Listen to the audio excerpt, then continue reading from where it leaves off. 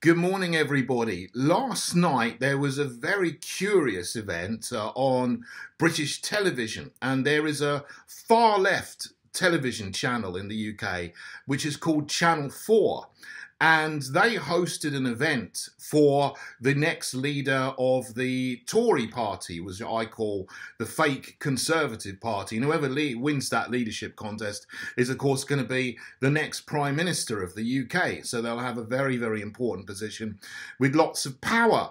But the very strange thing about this television debate was that you have a far left television station with a far left presenter and an audience which is packed full of far left people, not all, but it seems a majority of them were, questioning and doing a debate for people in a supposedly right-wing party.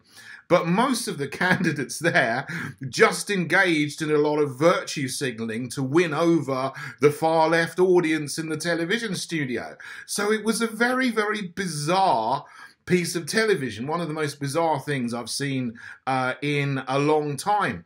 So there's 5 candidates left in this race. People are asking me a lot, who am I supporting? I'm not supporting anybody.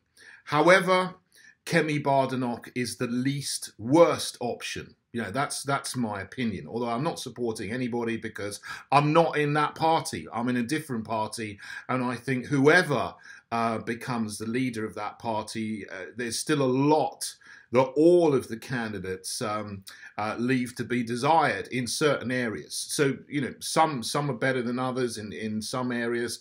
As I said, Kemi Badenoch is good in some things, but there's some things that I would still disagree on. Now, let's take one of the most important issues facing our country, which is the adherence of all the major political parties to this insanity of net zero climate alarmist ideology.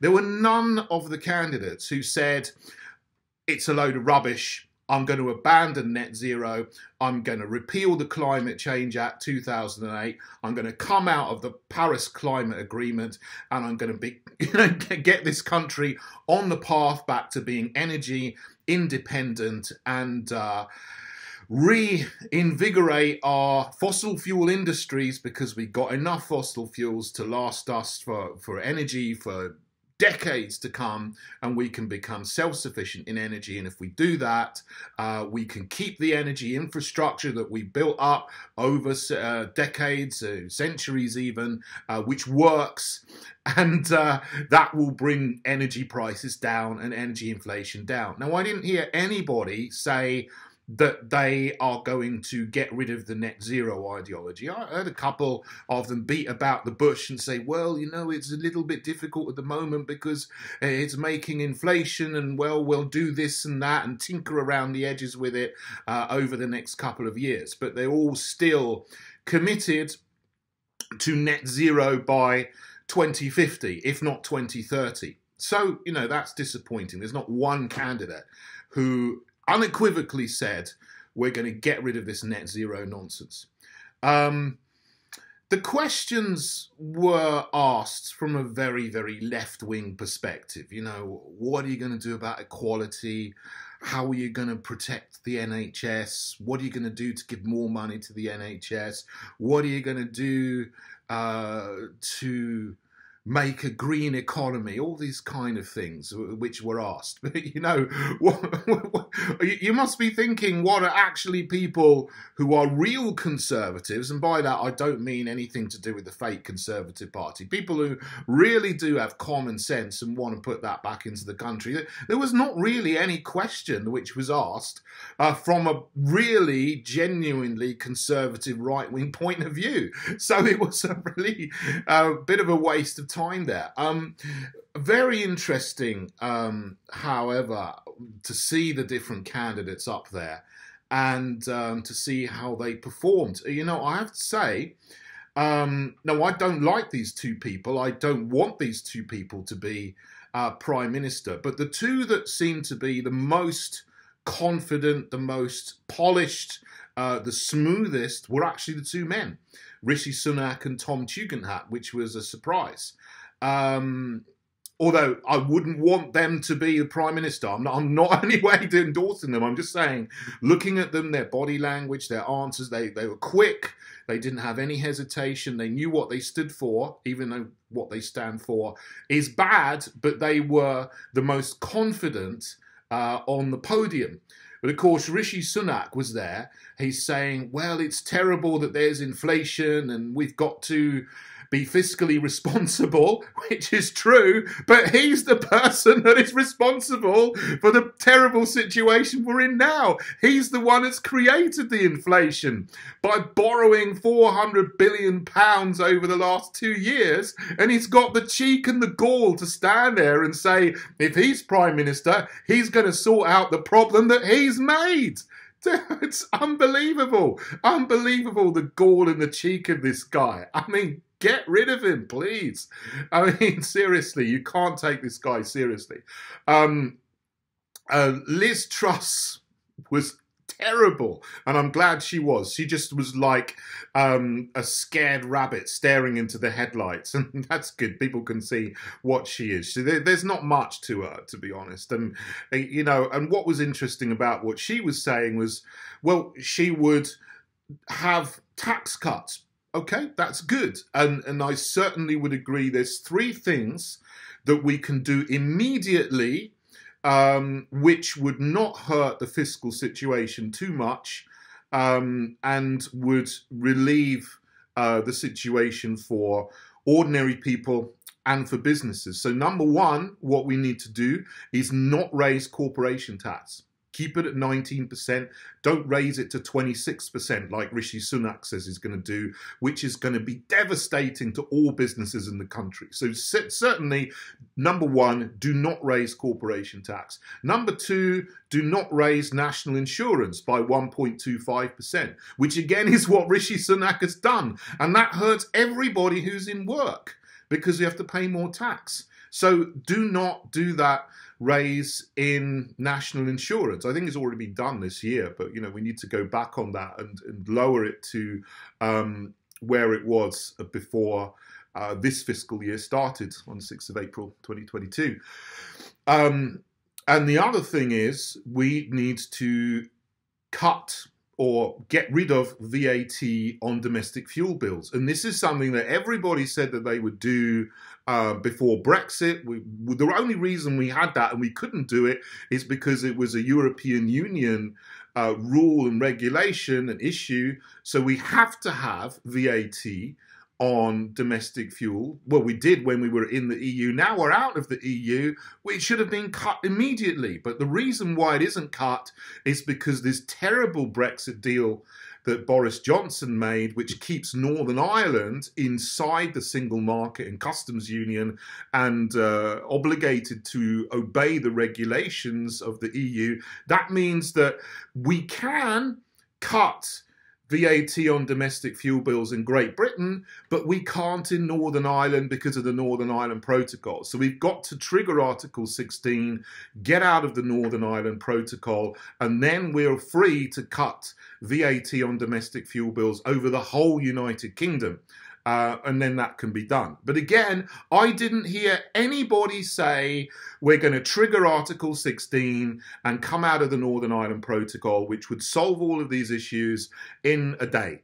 They're, again, beating around the bush, saying, oh, we're going to have a new Northern Ireland Protocol bill, and that will allow us in domestic law to do this and that and the other, but then there'll be court cases going to the Joint Commission of the EU and the UK to arbitrate on the deal and so on. And if they did want to do that, it would take years and years and years. And it's just another method and a mechanism to obfuscate on what we need to do, which is to get rid of the Northern Ireland Protocol now, today. We can do it if someone has got the willpower and the gumption to do it. But I don't hear any candidate saying we're going to trigger Article 16 and just repudiate it, rather than sort of making this nonsense about having a bill and which is going to go on for years and years and years. So, you know, that's very disappointing that there's not a single candidate that is saying that they're going to do that. The other interesting thing, you know, which has already been brewing, and this shows the difference between Penny Mordaunt, the woke uh, trans rights activist who says trans women are women, trans men are men, and so on. And then she's trying to row back on it and saying, well, no, trans women are legally women, but they're not biologically women. But again, you know, Camille Bardenoch was good at sort of questioning that again, but to some extent. But, you know, what I would have done is go a lot further and say, look, I do not accept that there's anything called gender that is different to biological sex.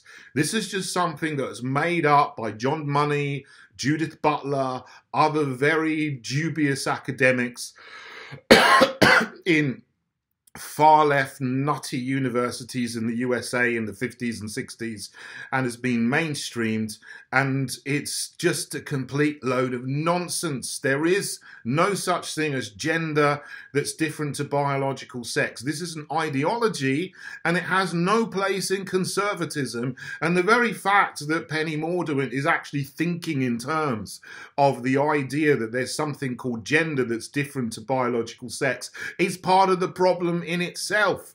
I didn't hear any candidate question the actual underlying cultural Marxist ideology behind the sort of symptoms of the sort of gender recognition, gender identity, self-identity, and all this kind of nonsense. It's a non-issue. Just say gender is a complete nonsense itself. Job done, finished, argument over. Okay? That's if you're a real conservative with fire in your belly. Again, I mean a proper social conservative, small c conservative, not a big C conservative to do with the party, but a real someone who knows what they're talking about. That's what you'd say. No, I didn't hear anybody say that and go that far. So the whole thing is utterly disappointing. 4 of them will be disastrous for the country. If they get in, they will be worse than Boris Johnson. They will be as bad as Keir Starmer, maybe worse than Keir Starmer. Yeah, Liz Truss, Rishi Sunak, and Penny Mordaunt are involved with the World Economic Forum. Penny Mordaunt's involved very heavily with Bill Gates. Tom Tugendhat went to the Bilderberg Group. So, you know, people with these globalist organisations are no good for the country. Camille Bardenoch's the only one that doesn't appear to have any links with the WEF and the Bilderberg and the Bill Gates, although Michael Gove, who went to the Bilderberg Group, is backing her. So there you go. But, you know, as I said, she would be the least worst option. But, you know, regardless of that, we need better. We need far better for this country. We need someone who's going to stand up and actually, on all of these issues, just like fight for what's right and what's common sense and what's going to put our country back on track. You know, not just critical race theory, on the whole gender theory, on the grooming gangs, on immigration, on fiscal responsibility, on guaranteeing there's no more lockdowns, no vaccine passports, and all of them supported lockdowns. Most of them supported vaccine passports.